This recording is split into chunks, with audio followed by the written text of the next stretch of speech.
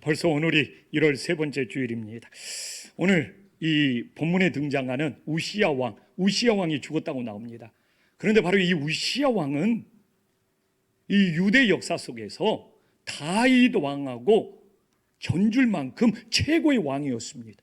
정치적으로, 경제적으로, 군사적으로 우시야 왕만큼 성공한 왕은 없었습니다. 그러나 유일하게 우시야 왕에게 하나 빠진 것이 있었어요. 만약 우시야 왕에게 이것까지만 있었으면 아마도 다윗 왕보다 더 대단한 왕이 되었을 겁니다. 이렇게 정치적으로, 경제적으로, 군사적으로 성공한 우시야 왕에게 유일하게 하나 없었던 것이 역대하 26장 16절에 보면, 역대하 26장 16절에 보면 무엇으로 나옵니까? 그가 너무 정치적으로, 경제적으로, 군사적으로 강성해지니까 사람이 왜 그러죠? 그 마음에 교만이 찾아와가지고 오직 대제사장만 하나님 앞에 분향해야 되고 왕이 절대로 해서는 안 되는 일을 해버리는 거예요. 내가 이 나라 왕인데 무엇이든지 다 할 수 있다고 하면서 주변에서 그렇게 말렸는데, 제사장들도 말렸는데 내가 이 나라 왕이다 하면서 본인이 하나님 성전에서 분향을 했던 거예요. 야, 우시야 왕이 이것만 없었다면 다윗 왕을 능가하는 왕이 되었을 텐데, 영적으로 교만하고 유일하게 우시야 왕은 영적으로, 신앙적으로 실패한 왕이 되어버렸다는 겁니다. 그걸 증명한 것이 무엇입니까? 문둥병에 걸려버리잖아요. 나병에 걸려버리잖아요. 이 문둥병, 나병만 안 걸렸어도. 근데 그 결과가 너무나 경제적으로, 군사적으로, 정치적으로 성공 가도를 달리다 보니까 그 교만 때문에 대제사장만 해야 되는 일을 내가 이 나라 지존인데 하면서 자기가 하나님 앞에 제사장 노릇까지 하려다가 이렇게 문둥병에 걸려버리는 비참한 최후를 맞이하게 됩니다. 저는 이 우시야 왕을 보면서 세상의 성공이 꼭 하나님 아버지 앞에 성공을 보장하지 않는다. 세상에서 아무리 잘되고 성공했다고 그게 하나님 앞에 축복이 아니구나, 우시야 왕이 보여주는 거예요. 이스라엘 왕들 중에 우시야 왕만큼 세상에서 잘되고 성공한 왕이 없었다니까요. 그러나 유일하게 영적으로, 신앙적으로 그가 교만하여 하나님의 영역을 침범했을 때 그는 정말 노후 말년이 나병으로 불행하게 인생이 끝나고 있음을 우리들에게 보여주고 있는 거예요. 그래서 차라리 세상에서 성공이 하나님 앞에서 성공을 보장하는 것이 아니고 세상에서 실패했다고 하나님 앞에서 실패한 것이 아니다. 난 차라리 세상에서 실패한 것이 하나님 앞에 겸손해서 주님을 찾으면 나는 그것이 더 낫다고 생각을 합니다. 세상에서의 성공이 교만이 되어서 하나님과 멀어지는 것보다, 그러나 세상에서 성공도 오고 하나님 앞에서도 겸손할 수 있다면 금상첨화겠죠. 그런데 그런 사람들을 찾아보기가 쉽지 않더라고요. 그래서 우시야 왕이 죽으니까 이스라엘 백성들은 유대 나라가 끝장나고 유대 나라가 멸망하고 유대 나라가 이제는 힘들 줄 알아가지고 완전히 영적으로 침체한 거예요. 그래서 오늘 8절에 보니까 하나님이 찾고 계신 거예요. 정말 세상의 성공에 도취하여 영적으로 무너진 이스라엘 백성들을 깨울 수 있는 사람이 누구냐? 누가 하나님을 위하여 갈 수 있느냐? 그럴 때 오늘 새해를 맞이하여 누가 하나님을 위하여, 나를 위해 내 손발이 되어줄 수 있느냐고 찾을 때, 새해도 우리 바빠요, 나 시간 없어요, 그러지 마시고 내가 여기 있나이다.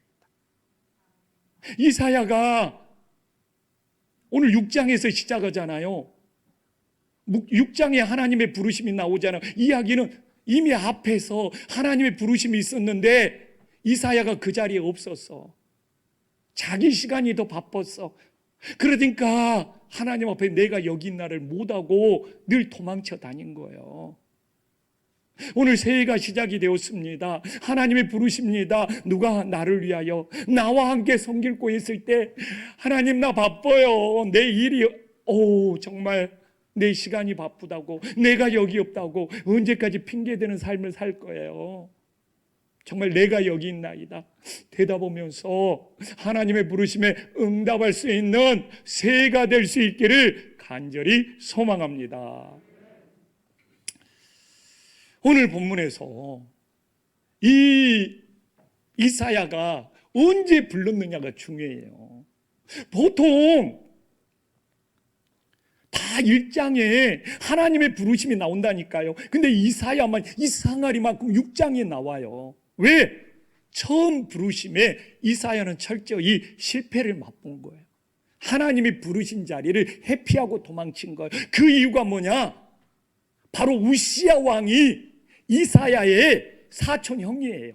그러니까 선지자들 중에 유일하게 이사야는 왕족 출신입니다. 그러니까 세상에서 제일 잘 나가는 우시야 왕이 자기 형님인 거예요. 그리고 이렇게 우시야 왕하고 이사야가 또 그렇게 친하게 지냈습니다. 그래서 우시야 왕이 정말 이사야에게 대단한 권력을 준 거예요. 그러니까 이 이사야 선지자가 하나님의 부르심을 받으면 기도를 해야 되는데 기도할 필요가 없어. 그 당대에 주변 나라를 다 복속시키고 조공까지 받은 우시야 왕이었거든요. 그러니까 형님한테 찾아가면 형님이 다 해결을 해주네. 형님이 우시야 형님이 이사야에게 주는 혜택이 훨씬 많으니까 굳이 아버지 집에 와서 기도할 수 있는 그런 간절한 마음들이 없는 거예요. 우시야 형님하고 해결하면 당대의 최고의 권력을 가진 그 형님이 모든 문제를 다 해결해 주는데, 그래서 이사야는 진짜 하나님을 찾을 필요가 없었어요. 그리고 심지어는 이사야는 하나님 없이도 나는 행복하게 살 수 있다. 왜? 우시야 형님이 계시니까. 그래서 분명히 이사야는 하나님께 부르심을 받았는데 사촌형이 왕이고 그 우시야 왕이 이사야를 총애하다 보니까 하나님이 필요 없는 거예요. 세상에 우시야 왕이 다 해결해 주고 혜택을 주고 도움을 주는데 하나님 앞에 기도할 필요가 뭐가 있어요? 하나님 없이도 행복하게 살 수 있는데. 그런데 오늘 1절에 우시야 왕이 죽은 거야. 우시야 왕이 죽은 거야. 그러니까 실제 이사야는 나는 다 이제 끝장났다. 내 인생은 다 무너졌다. 나는 이제 어떻게 살아야 되느냐? 이 시점에 하나님이 이사야를 부르시고 계신 거예요. 다시. 그러니까 우시야 왕이 살아있다면 이사야는 하나님의 부르심에 반응할 수가 없는 거예요. 그래서 하나님은 우시야 왕이 죽었을 때 다시 이사야를 부르시는 거예요. 이사야가 이제 자기가 가장 의지했던, 자기에게 가장 혜택을 줬던 형님 우시야 왕이 죽어버리니까 진짜 이사야는 세상이 무너진 줄 알았다니까요. 근데 이렇게 자기가 의지하고 자기가 에게 혜택을 주었던 우시야 왕이 죽으니까 그때 아버지 집을, 하나님의 성전을 다시 찾아와서 기도하면서 하나님의 사명을 받더라 이거예요. 얼마나 놀라운 메시지입니까? 오늘도 하나님보다 나에게 더 도움을 준다고 생각하는 우시야 왕이 세상의 왕이 우리 주변에 있는지를 돌아봐야 되는 거예요. 정말 하나님 없이도 세상에 이런 우시아와 살면 내 인생은 괜찮을 거야. 그런 대상, 그런 사람이 혹시 내 주변에 있는지 우리 자신을 돌아볼 수 있기를 간절히 소망합니다. 영적으로 하나님을 의지하고 하나님 앞에 기도하기 위해서는, 제가 영적으로 말하는 거예요, 우시아 왕이 죽어야 돼요. 진짜 사람이 죽는다는 의미가 아니라. 근데 우리한테 기도를 못하게 만들고 하나님 앞에 예배의 자리를 못하게 하고 하나님 앞에 헌신하지 못하게 하는 우리 주변에 우시아가 뭐가 있습니까? 죽어야 된다니까요. 또 다른 의미에서 제가 반어법을 쓰는 거예요. 코로나도 또 다른 우시아입니다. 코로나 핑계, 코로나의 발목을 잡혀서 기도하지 못하게 하고 예배하지 못하게 하고 주님께 헌신하지 못하게 하는 이 코로나라는 것이 또 다른 의미에서 우시아가 될 수 있는 거예요. 이 우시아가 살아있으면 하나님의 이사야를 아무리 불러도 내가 여기 있나가 아니라 주님 저 바빠요, 주님 저 다른 일이 있어요, 이렇게 반응할 수밖에 없다니까요. 새해를 시작했습니다. 하나님께 나오지 못하도록 만드는 우리의 우시아, 이 우시아에 내가 발목이 잡혀 있는 것이 무엇인지를 깨닫고 영적으로 모든 우시아 왕이 죽어서 하나님 앞으로 나올 수 있는 새해가 되기를 간절히 소망합니다. 그래서 우시아가 하나님 앞으로 나왔어요. 그래서 드디어 하나님 성전에서 놀라운 걸 보게 돼요. 1절에 봐보십시오. 우시아가 죽어서 이사야가 드디어 의지할 것이 없어서 아버지 집에 나와서 하나님의 성전에 와서 기도하니까 하나님은 놀라운 걸 보여줍니다. 왜 제일 먼저 주께서 높이 들린 보좌에 앉으신 걸 보여줍니까? 지금까지는 이사야 마음속에 자기 인생의 가장 높은 보좌에 누가 앉아 있어요? 우시아 왕이 앉아 있는 거예요. 세상에서 가장 강한 왕, 세상에서 막강한 권력을 지닌 왕, 그 우시아 왕이 이사야 인생의 보좌의 가장 높은 곳에 앉아 있는 거예요. 근데 우시아가 죽고 아버지 집에 나와서 하나님 성전에서 기도하니까 보여준 거예요. 우시아 왕과 비교할 수 없는, 정말 우리 주님이 내 인생의 가장 높은 보좌에 앉아 있더라는 거예요. 이럴 때 우리 인생이 체인지되고, 이럴 때 우리 인생이 변화되고, 이럴 때 우리 인생은 무릎 꿇고 기도하게 되는 거예요. 내 인생의 가장 높은 보좌에 누가 앉아 있느냐? 우리 주님이 앉아 있지 않냐면 하나님 앞에서 기도할 수가 없는 거예요. 많은 사람들이 그럽니다. 목사님, 저는 기도하려고 해도 기도가 잘 안 됩니다. 인생의 보좌에 누가 앉아 있냐 이거예요. 아직도 세상 것이, 다른 것이 앉아 있으면 기도의 간절함이 안 생겨. 이사야처럼 가장 인생의 높은 보좌에 앉아 있던, 자기가 그토록 애지중지하고 의지했던 우시아 왕이 죽으니까 이제 보이는 거예요. 내 인생의 가장 높은 보좌에 오직 주님이 앉아있는 새해가 될 수 있기를 간절히 소망합니다. 이것이 없이는 우리들이 영적으로 회복될 수가 없는 거예요. 또 한번 봐보십시오. 그 다음에 뭐가 보입니까? 참 우리 주님 좋은 주님이요. 1절에 보니까 주의 옷자락이 성전에 가득한 거예요. 이건 뭐입니까? 이사야의 잘못과 이사야의 허물을 주의 옷자락이 덮어준다는 거예요. 그래서 우리가 그렇게 복음성가나 이렇게 할 때 주의 옷자락이 그렇게 은혜가 되는 거예요. 이사야는 실패를 경험했어. 처음 부르심을 받았는데 우시아 형님이 너무 좋아가지고 하나님의 사명을 망각한 채로 우시아 왕과 함께 세상의 편안함에 젖어서 살았던 그 자신의 모습에 대하여 주의 옷자락으로 이렇게 감싸주는 것이 정말 이사야는 얼마나 눈물 나도록 하나님의 은혜가 되었겠습니까?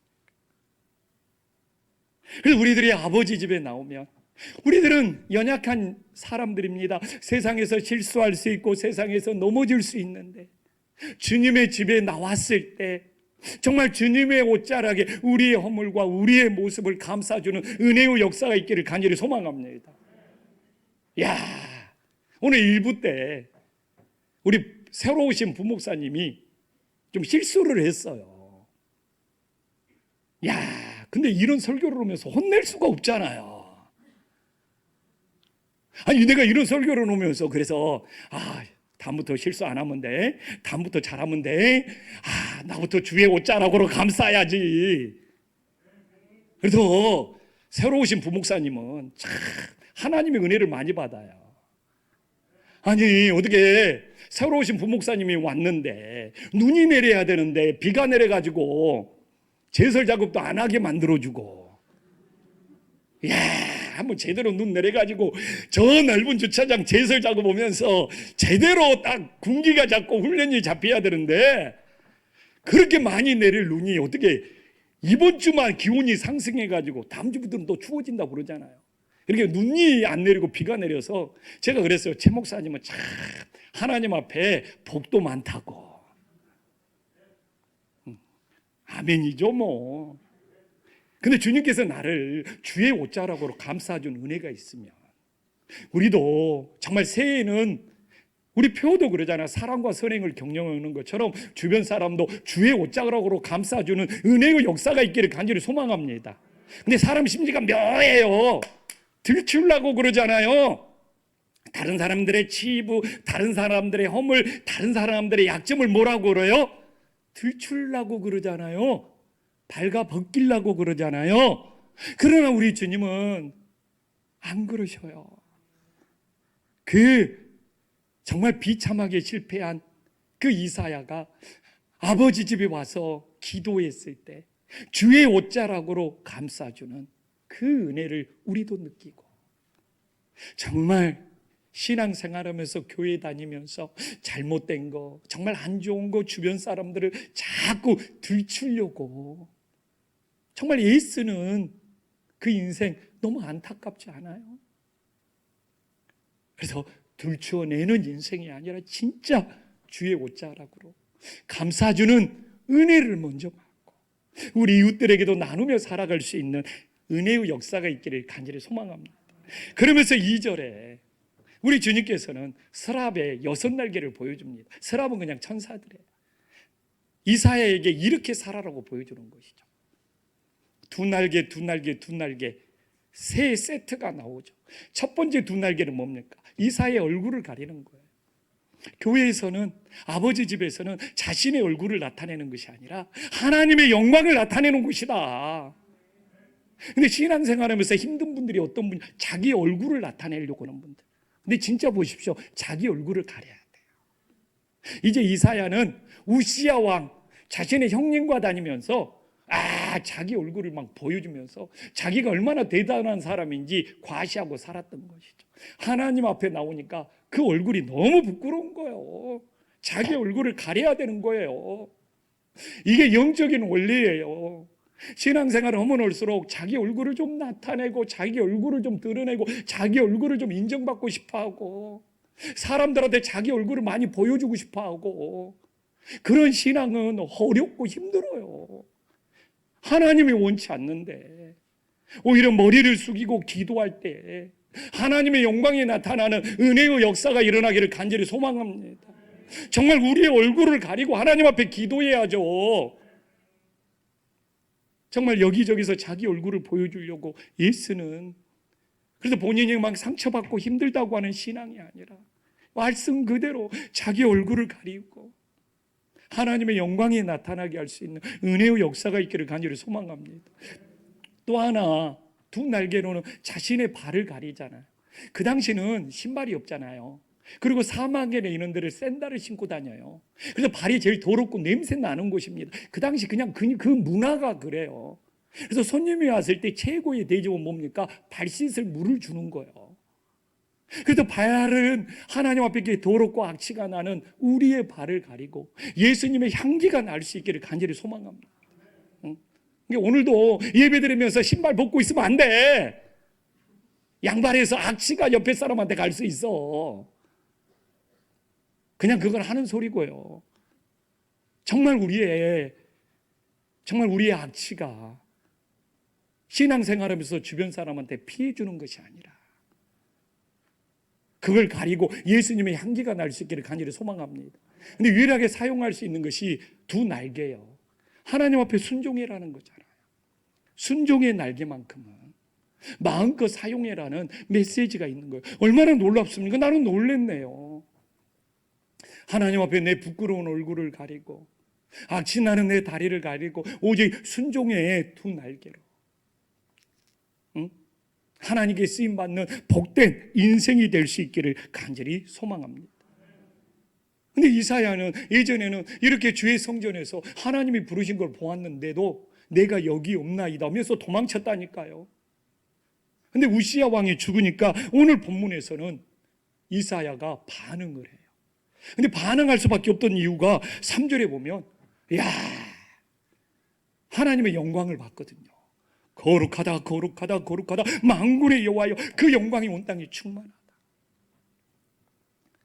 이게 우리가 신앙생활을 하면서 하나님의 거룩, 하나님의 영광이 나타났을 때 거기에 압도되었을 때 우리의 신앙이 변화되는 놀라운 역사가 있음을 믿으시기를 간절히 소망합니다. 그래서 오늘도 우리가 하나님 앞에 거룩한 예배를 추구해야지 하나님의 영광이 나타나는 거예요. 그래도 오늘 예배는 하나님 앞에 거룩함을 추구하기 위해서 기도 모임도 있고 그래도 하나님 앞에 우리의 거룩함을 추구해서 하나님의 영광이 나타날 수 있도록 준비가 되어가는 것 같아요. 여기는 시장 장터가 아니잖아요.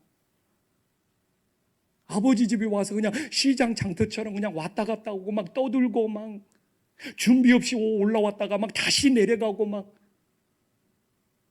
하나님의 거룩함을 추구하려면 우리가 준비된 예배를 드려야 되잖아요. 아버지 집에 들어와서 예배 자리에 앉기까지 모든 걸 준비해오고 그렇게 준비된다면 하나님 앞에 기도하면서 주님의 거룩함을 추구해야 되잖아요. 우리 시장에 장 보러 온 것이 아니잖아요. 그래야지 하나님의 영광이 나타난다고 되어 있잖아요. 이 거룩은 제가 계속 이야기하잖아요. 히브리인들은 이 3번이라는 것이 확정이에요. 하나님의 거룩함은 절대적이고 하나님의 거룩은 하나님 자체라는 것이죠. 이 3번을 말하는 것이. 근데 우리는 신앙생활에서 거룩한 척 하면 다 알아요.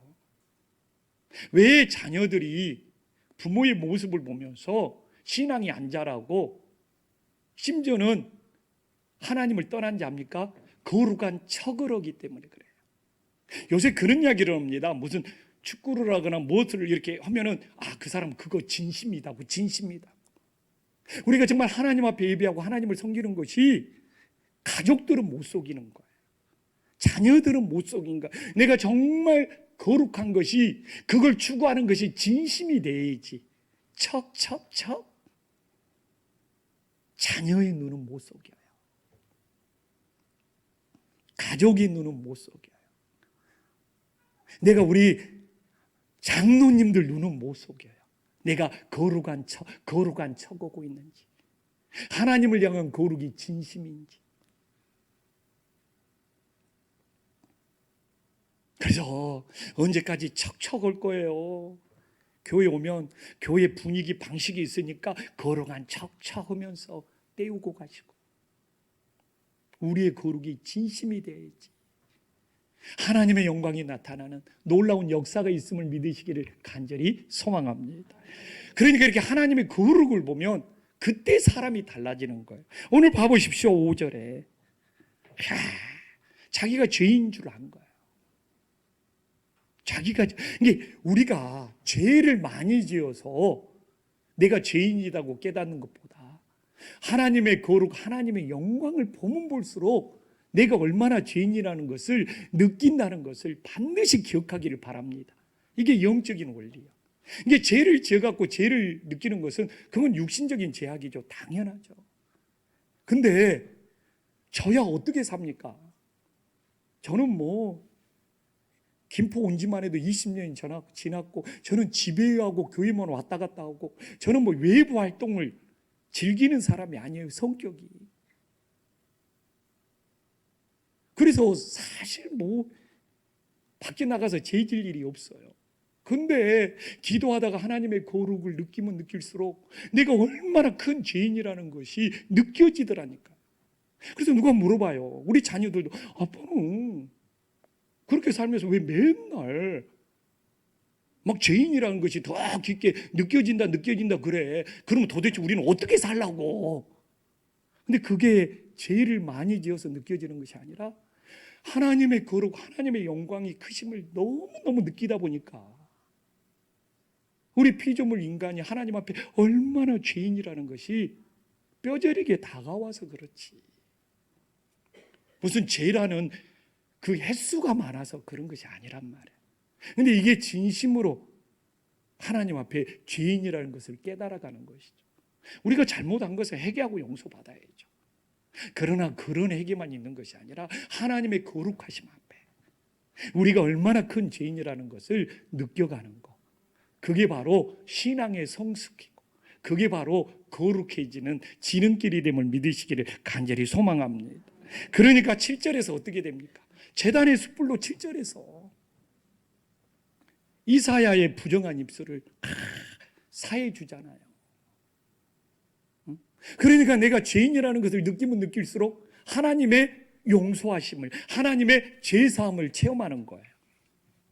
그러면 저는 요새 하나님 앞에 큰 죄인이라는 걸 느낍니다. 지난주도 설교 끝나고 너무 마음이 무거운 거예요. 내가 열정이 살아나면 살아날수록 힘들어. 성도님들한테는 그렇게 설교로 그렇게 살아야 된다고 외쳤는데 나는 정말 그렇게 살고 있느냐? 그 마음이 너무 무거운 거야. 내가 그렇게 열정적으로 막 진이 빠지도록 막 설교 끝나니까 머리가 띵 하더라고요. 근데 나는 주님, 나는 그렇게 살고 있습니까? 그렇게 내가 외친 만큼 내가 그렇게 살고 있습니까? 월요일까지 마음이 무겁더라고요. 근데 그런 저를, 그런 죄인된 나를 사용해 주시는 그 사랑, 또 그 용서가 너무 커져가지고 또 오늘 이 자리에 또 쓴 거예요.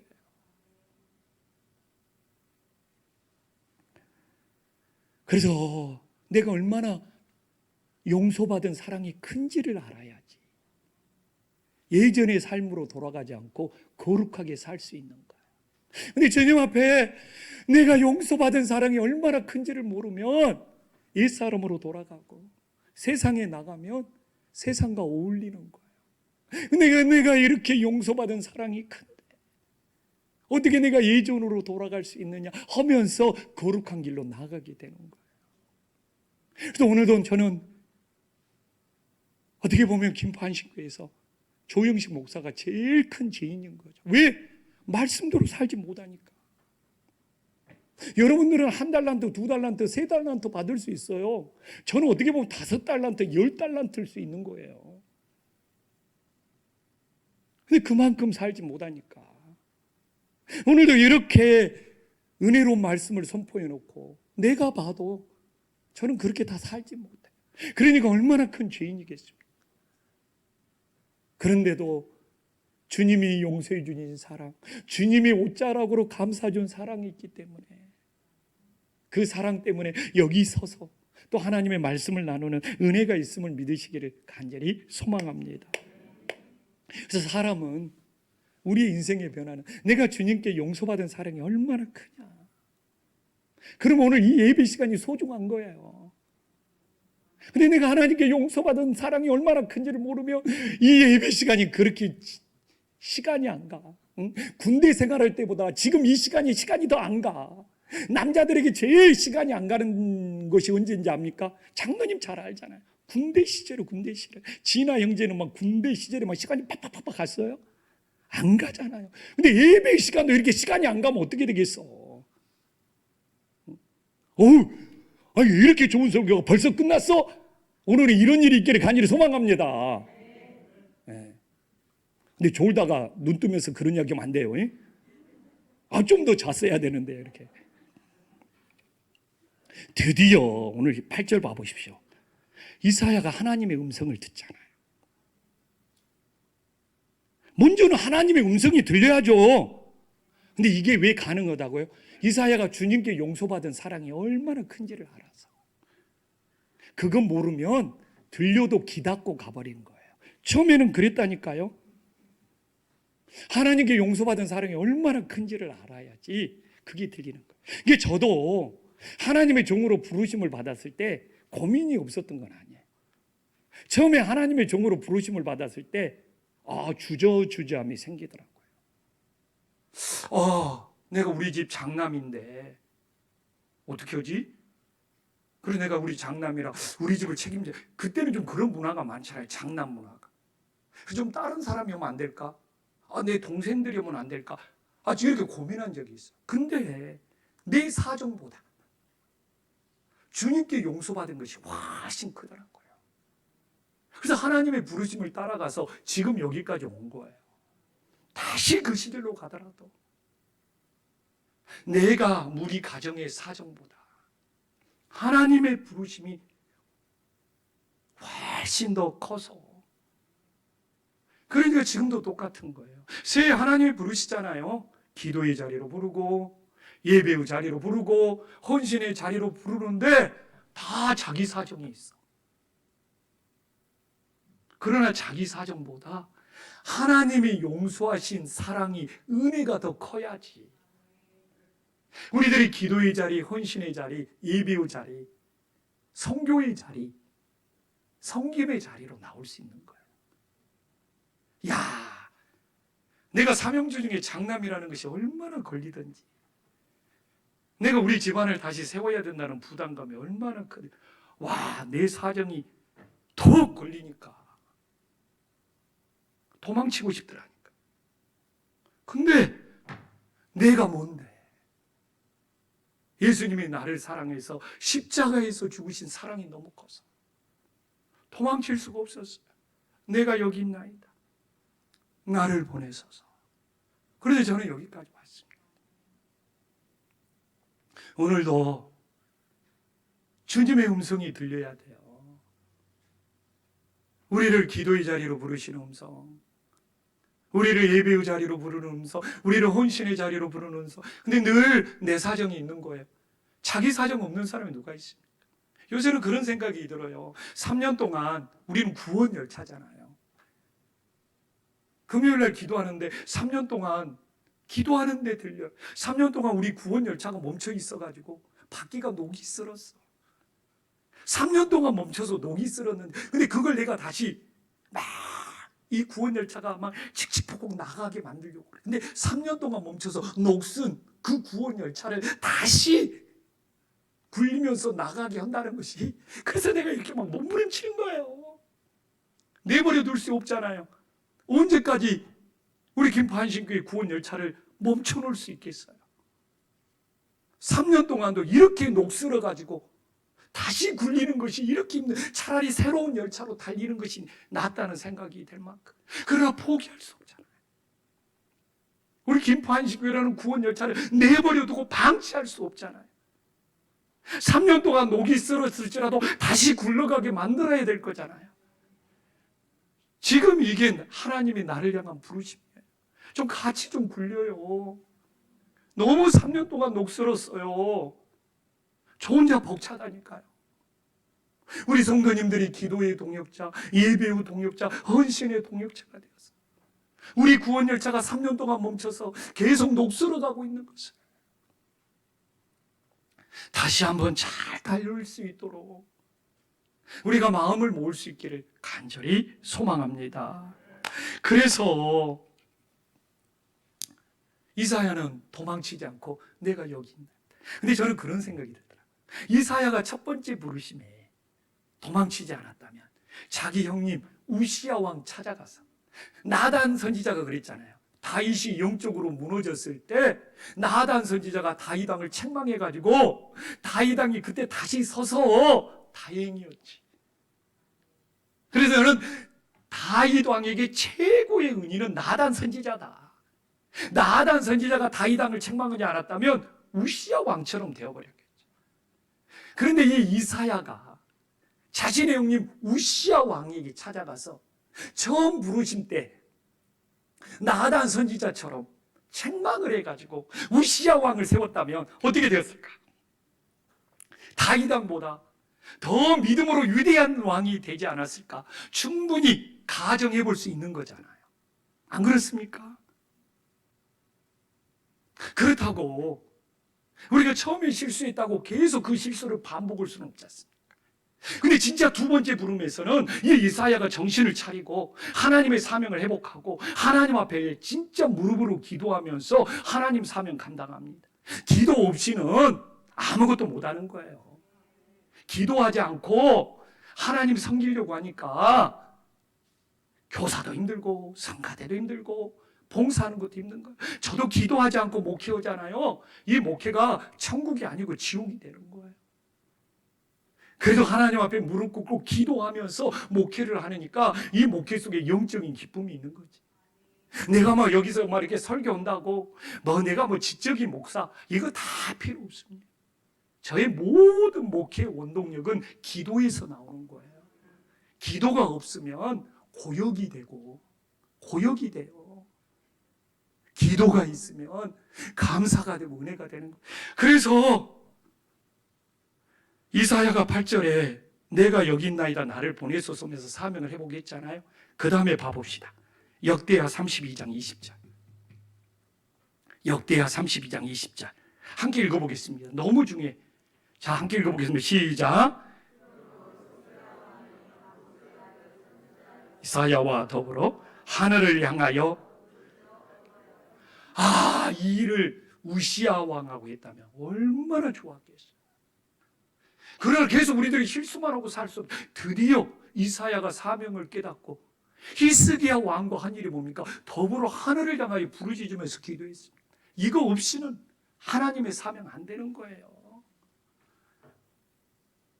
우리 자녀들이 교회를 안 나옵니다. 제가 이야기했잖아요. 우리 자녀들이 교회 안 나오는 거 사연이 없는 사람이 하나도 없어. 근데 부모님들이 기도조차도 포기해버리냐. 그 자녀 영혼을 포기하는 거고. 아니 사연이 언제까지 내 자녀가 교회 안 나오는 사연만 이야기하고 다닐 거예요. 기도하세요. 내가 수요일 날 이야기했잖아요. 어거스틴의 어머니 모니카 17살 때 어거스틴은 가출하고 방탕한 삶을 살다가 술집 여자를 만나서 10대의 사생활을 낳았습니다. 와. 그리고 20대가 접어지자 그 당시 가장 이단이었던 이 페르시아에서 왔던 마니교회에 심취하고 빠져버립니다. 이 어머니 모니카는 밀라노 교회에 와서 새벽마다 기도하는데 주변 사람들이 조롱합니다. 기도하면 뭐해? 10대에 사생활 났는데 기도하면 뭐해? 이단에 빠졌는데 진짜 손가락질과 조롱을 더 이상 밀라노 교회를 다닐 수 없을 만큼. 그러나 어머니 모니카는 한 번도 안 빠지고 아버지 집에 와서 어거스틴을 위해서 눈물로 기도했습니다. 하루는 어거스틴의 어머니 모니카의 눈물이 통곡 소리로 바꾸니까 목양실에 있던 암브로시스 교주 암브로시스 목사님이 나와서 여정이여 왜 이렇게 통곡하고 있나이까. 그러니까 어거스틴의 어머니 모니카가 자기 자녀가 이 지경이 있는데 사람들이 너무 손가락질해서 이제는 계속 기도를 해야 될지 모르겠다 하니까 암브로시스 교주가 그런 얘기를 하는 거예요. 당신이 기도를 포기하면 하나님도 당신 자녀의 영혼을 포기할 것이고 당신이 끝까지 하나님의 자녀를 포기하지 않고 기도하면 그 어거스틴도 하나님이 포기하지 않고 돌아오게 여긴다. 17살 때부터 기도했던 것이 밀라노 성당에서 31살 때 어거스틴이 돌아옵니다. 몇 년이 걸렸습니까? 14년. 이제 사람들은 기도한다고 응원을 보내주는 것이 아니라 당신 자녀가 저렇게 망가졌는데 기도가 무슨 소용이 있냐고 조롱하는 사람이 더 많았다고 그래요. 우리 자녀들 어떻게 할 거예요? 다 다 사정이 있어서 안 나올 만한 사정이 있어서 변호자가 되실 건지, 어거스틴의 어머니 모니카처럼 내가 기도를 포기하면 내 자녀의 영혼도 포기하는 거고, 금년이 당장이 아닐 수도 있어요. 모니카 14년 걸렸잖아요. 어렸을 때 신앙 잘 자라다가 지금으로만 17살 사춘기 때 떠났다가 31살 때 돌아온 거예요. 그 14년 밀라노 교회에서 하루도 빠지지 않고 기도의 눈물을 흘렸던 그 모니카, 그게 모니카에게는 사명이었던 거죠. 저는 이 시대가 위기라고 말합니다. 막 경제적인 위기, 최고의 위기는 코로나를 지나면서 기도의 눈물을 잃어버렸다. 이제 이렇게 예배 한번 나오는 것이 대단한 건데 기도의 삶을 잊어버렸다는 거. 나는 이게 제일 무섭고 제일 두려워요. 이 기도의 위력이 얼마나 대단한지 압니까? 이사야 37장 36절 봐보십시오. 도저히 이길 수 없는 전쟁을 이깁니다. 18만 5천 명, 같은 스토리입니다. 아수르 군대가 18만 5천 명을 데리고 왔을 때 이사야와 히스기야가 함께 기도했던 거고, 그 기도의 기적으로 말이 쉽지 18만 5천 명, 세계 전투 역사 속에서도 위대한 승리입니다. 히스기야의 군대는 5천 명도 안 됐습니다. 말을 탈 사람도 없었습니다. 그러니까 조롱해요. 아수르의 사네립이 내가 말 100피를 태울 테니까 탈 수 있는 병사가 있냐고 조롱해요. 그러나 이사야와, 다시 보여주실래요? 역대하 32장 20절. 이 이사야와 히스기야가 더불어 하나님을 향하여 부르짖으며 기도했습니다. 모든 것이 바뀌었어요. 우리 자녀들 포기할 생각이에요. 기도 안 하면 포기하는 거예요. 금년에 기도했다고 금년에 당장 돌아온 것은 아니잖아요. 그렇지만 내가 기도의 줄을 놓지 않았을 때, 그게 저는 이 시대에 우리의 사명이다. 하나님도 그 영혼을 포기하지 않고 돌아오게 하는 그런 놀라운 역사가 있음을 믿으시기를 간절히 소망합니다. 하나님의 사명, 저는 하나님의 사명, 교회에서 뭔 일을 하자 제가 이 생각에서 깨어졌어요. 먼저 기도가 회복이 돼야 되는구나. 내가 좀 급했다. 기도도 회복하지 않고 금년에는 먼저 기도를 회복해야 되겠구나. 그래서 오후 1시에 오늘 말씀 묵상하면서 바꿀 거예요. 오늘도 1시간 넘으면 30분 이상 기도해라. 앞으로 리더 헬퍼 무엇으로든 절반 이상 기도할 생각입니다. 내 마음이 급했어요. 그래서 이 3년 동안 녹슨 구원 열차가 이렇게 굴리기가 힘든 이유가, 먼저 기도의 기름칠, 성령의 기름칠이 있어야 되는데 내가 너무 끌어다니려고 앞섰구나. 우리가 사명을 회복하기 위해서 이사야처럼 우리 더불어 기도할 수 있는 놀라운 은혜의 역사가 있기를 간절히 소망합니다.